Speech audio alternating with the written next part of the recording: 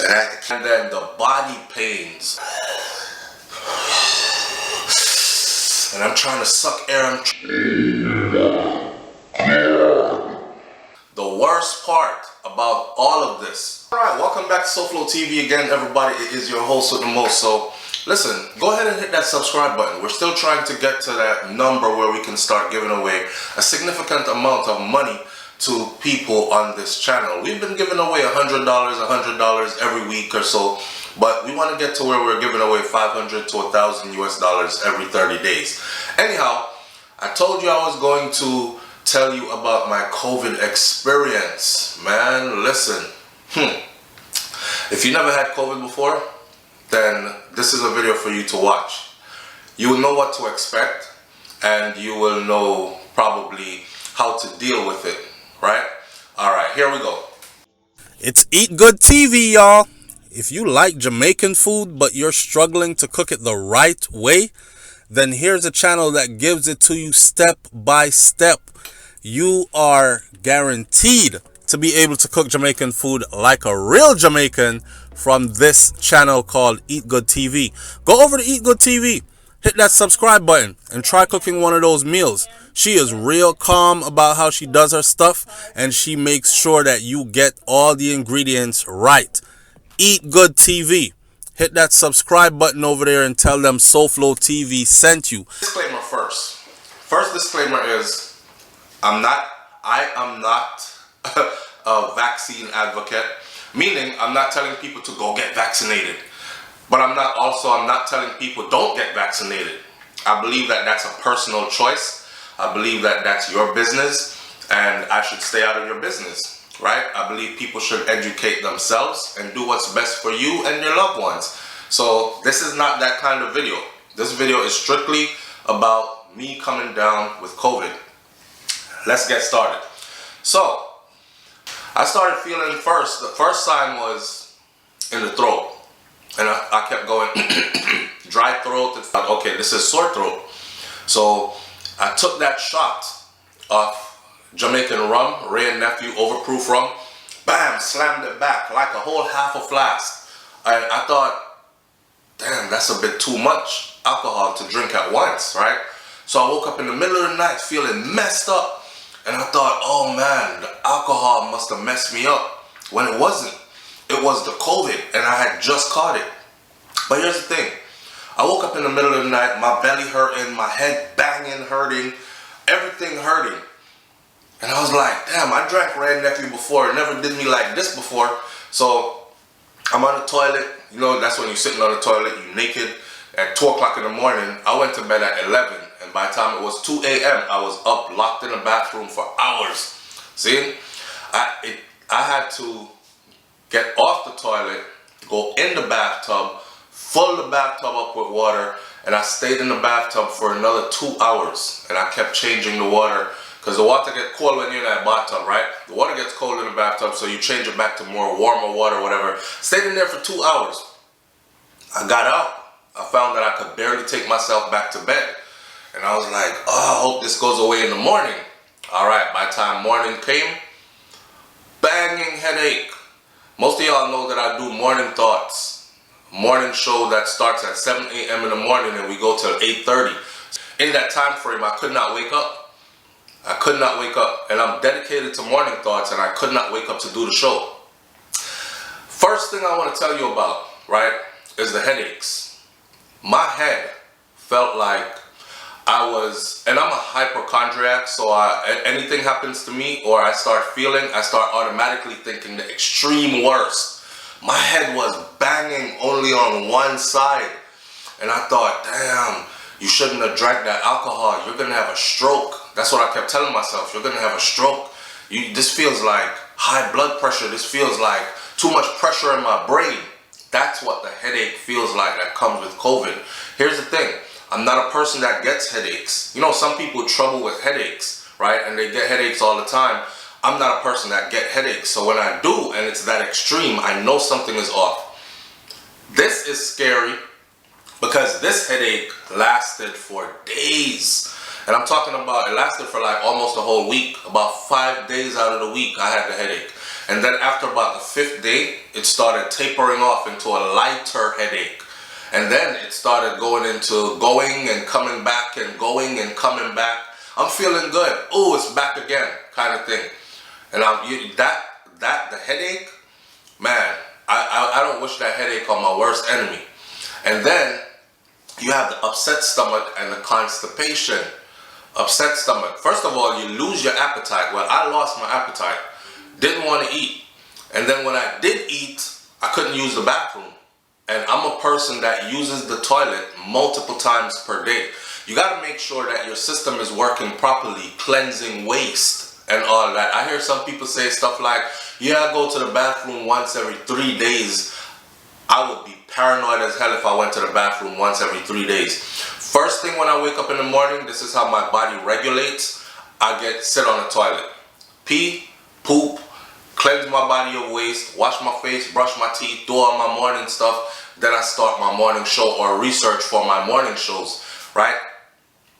That upset stomach felt like you wanted to throw up all the time, and then you felt nauseated, so you didn't feel like eating. You would lose your appetite. And then there were these windows where when you finally felt like eating something, you would get what you wanted to eat, and then you would look at it like, the feeling came back, like, okay, I don't want it again. And then I started wanting weird stuff. Maybe if I tried this, I could eat it. Nope, can't eat it. See? And then the constipation, the worst. The loss of taste. I've heard people talk about the loss of taste before, and it's actually really real. The loss of taste. I remember wifey giving me something on my first 2 days, 3 days in. I had COVID for 4 weeks. 4. The loss of taste. She gave me something to eat, and I was like, it's a watermelon. And I was like, this watermelon tastes horrible. And she was like, really? She sliced it, she ate it herself, and she was like, this is one of the sweetest watermelons we ever had. The little mini watermelons with the black seeds in them. This is one of the sweetest watermelons we ever had. And I'm like, nah, that thing tastes terrible. It tastes like soap and something else, like dishwashing liquid and something else. So I knew it was my taste. And then when I started tasting other foods, everything had a weird taste to it. So loss of appetite comes with my loss of smell. I didn't have a loss of smell. I still smelled stuff, but I definitely had a messed up taste where I couldn't shake it, everything that I ate. And that too contributed to making you not really want to eat. Because what's the sense of eating if what you're eating tastes like dishwashing liquid, right? And then the body pains. Oh my God. The worst part about all of this was the body pains. Listen, I go to bed dry.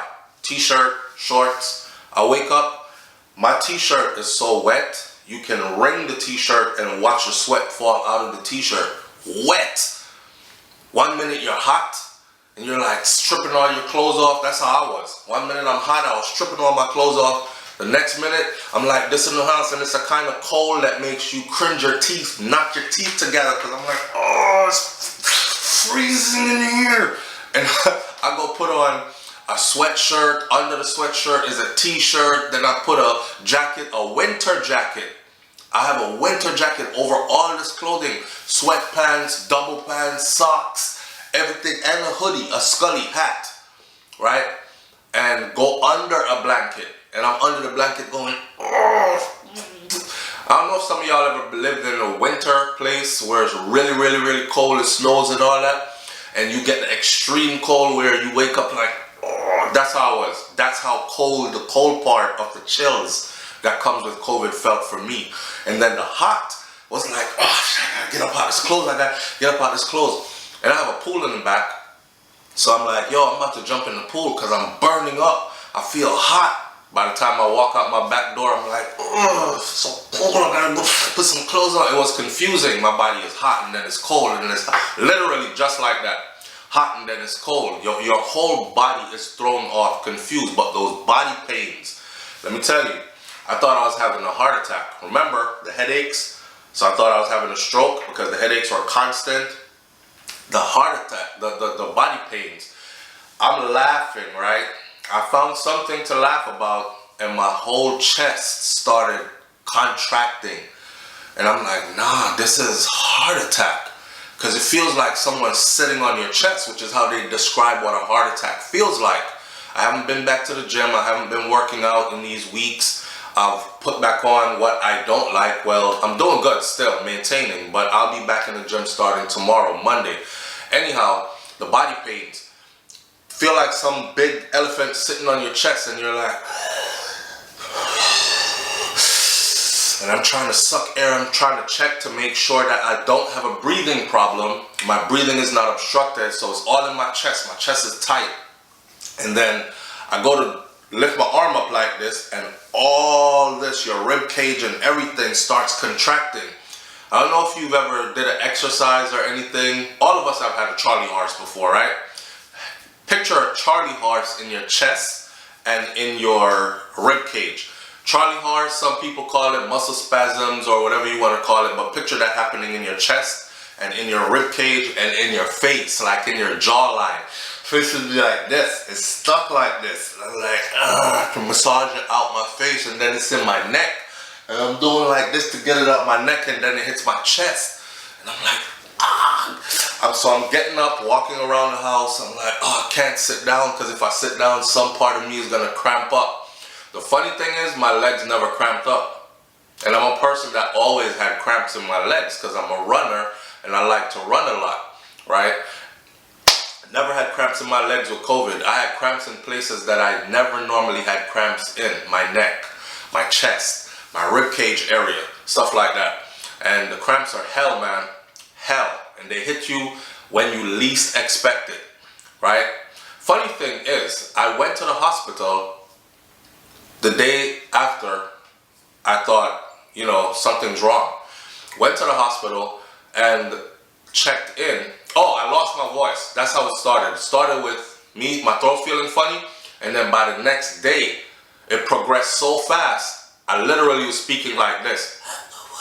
Can anybody hear me? And I was like, nah, this is not a sore throat, because my throat is not hurting. Sore throat comes with throat hurting, right? This is not a sore throat. So I ran to the hospital. I get to the hospital. Thank God I have good hospitals around me. I went to the hospital, checked in, got my own little room and stuff. I'm in there on the bed. Doctor comes in. They did all kinds of tests. They did the COVID test. They did a bunch of different tests. Everything came back negative. The doctor comes in and he goes, you're absolutely fine. There's nothing wrong with any of your tests. Some other tests we've done, which I don't think you even need, we have to send out for the results for these, and those should be back in a few days, and then we'll call you back in if anything else happens. But you're fine, right? I'm like, doc, I can't speak though.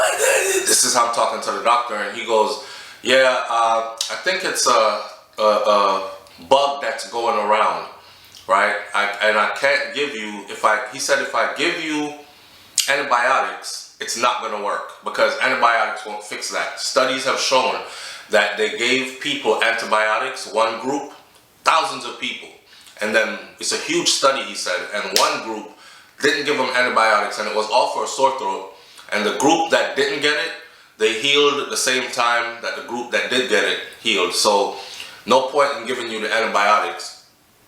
And my COVID test was negative.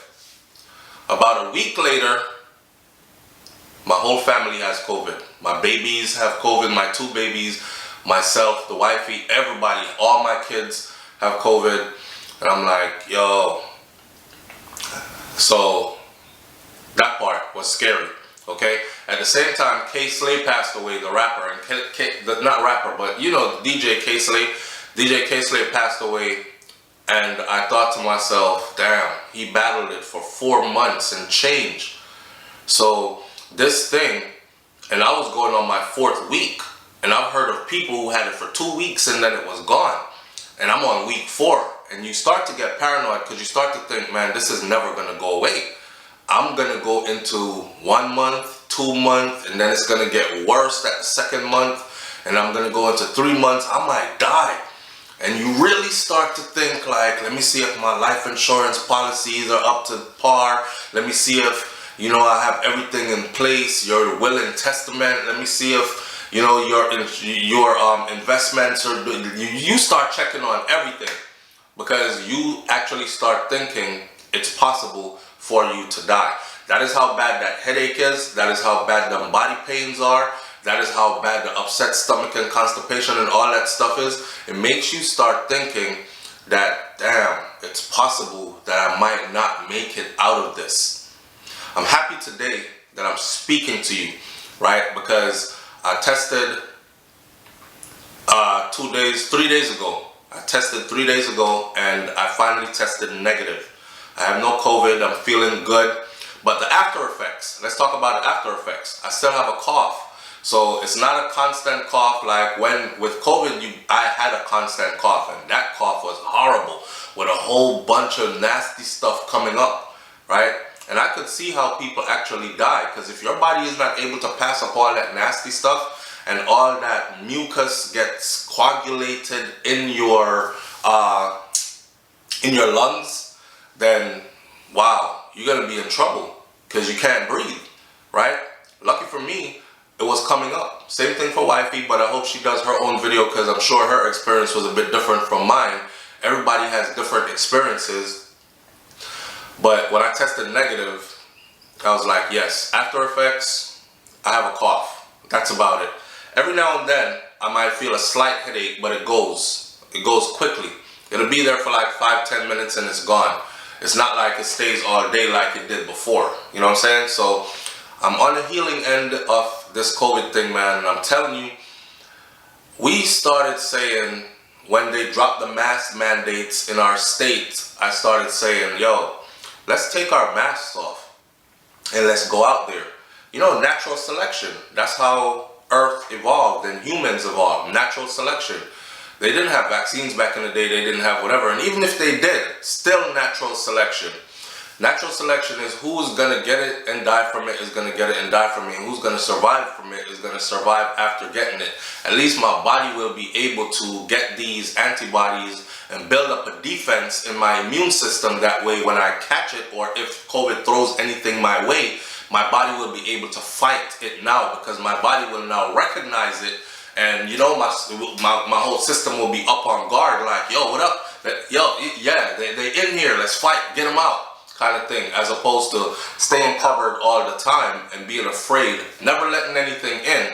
And then eventually, unexpectedly, when something goes in, your body doesn't know how to handle it. So I'm on the good end. And this is from scientists that have said this. I'm not a scientist, but scientists have said that the best defense is those who've had it, caught it, fought it, beat it, and now their defense system is prepared to combat it every time it comes around. Again, in all its different mutations and strains and whatnot.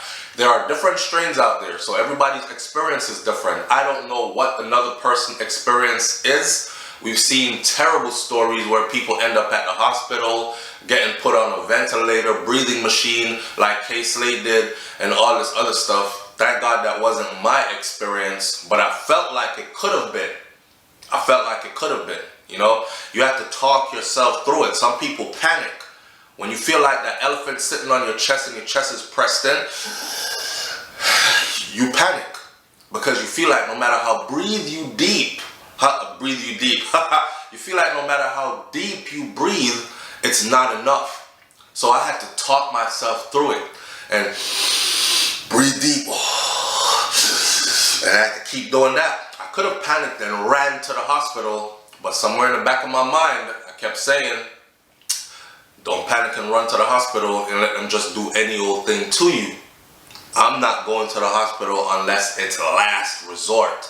Just like how I ended up at the hospital, because from one day to the next, I had no voice and there was no pain in my throat. And I didn't know what that was, because I've had sore throat before. All of us have had a sore throat at some point, right? And no pain came with it. That was weird. So I ended up at the hospital. I didn't want it to be meningitis that goes to my brain and then kills me or something like that. So I had to go get checked out emergency style really quickly. All in all, end of the day, we beat the COVID and we're here to talk about it. All right, y'all stay safe out there. Drink a whole lot of water. That's a part of the recovery process for me. I drank a whole lot of water. I drank a whole lot of juices. Matter of fact, I drank a whole lot of Gatorade and a whole lot of Powerade, the 0 calories Powerade. So you don't have to worry about sugar and all that. But the electrolytes, that helps with the cramping of the body. Then I started getting on some 800 milligrams. I don't know what it is that wifey was giving me. I think it was Advils or it was Tylenols, but it was 800 milligrams, right? Started getting on some of those. And of course, throughout the whole thing, I doubled my intake of vitamin C. We were doing the emergence. All right, so we doubled our intake of vitamin C. We double up on all our vitamins and stuff because we normally take vitamins anyways, right? Like calcium, zinc, magnesium, extra. I take a 1 a day, and the 1 a day is supposed to be an A to Z. It's supposed to have all the vitamins in it, but I take that 1 a day, and then I take calcium, zinc, magnesium, and then I take vitamin D, and then I take extra vitamin C, so on and so forth. So and B12 vitamins, that kind of stuff. Just double up on your vitamins. Don't forget your vitamins. That's a part of it. Another big kicker for me, I think, is when you have this thing, you are drained. Like my energy was drained. I literally felt like doing nothing. And I'm the kind of person who cannot sit around and not do anything. So to see me sitting around not doing anything, that was frustrating as hell, right? So you have to get up. You have to get moving. And I did. Don't lay down and feel sorry for yourself. I remember one lady said when she had it, back when COVID first started and everybody was scared, she was like, don't lay down. It wants you to lay down so it can pool liquid or fluids into your lungs, and then that's where you get in trouble. Get up and get moving. So I got up, got moving, got outside, got into the sun, and all that other stuff. And the rest is history. COVID's gone. I hope this was helpful for you. If you have any questions, you can ask them and I might be able to answer them, right? I'll catch you on the next video. And again, thank God, I'm okay. All right, I'm out. Peace.